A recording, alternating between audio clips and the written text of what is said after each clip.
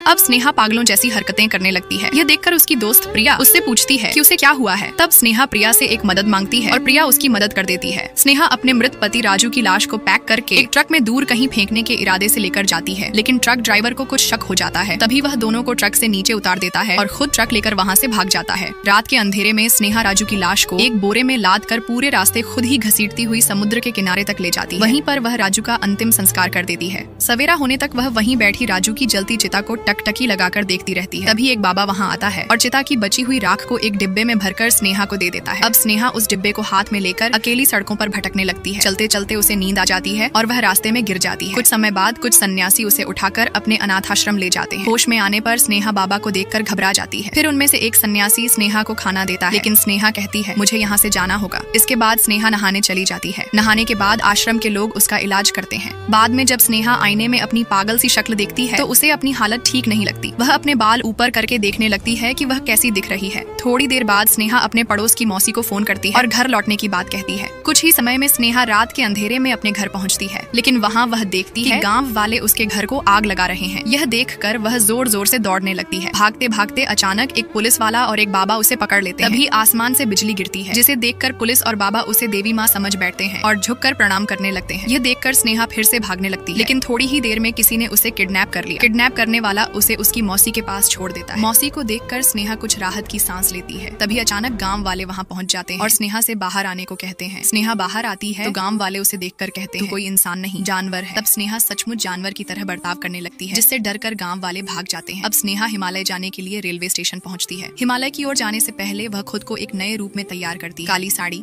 काले चश्मे और काली लिपस्टिक के साथ। नेक्स्ट पार्ट के लिए लाइक और कमेंट करें।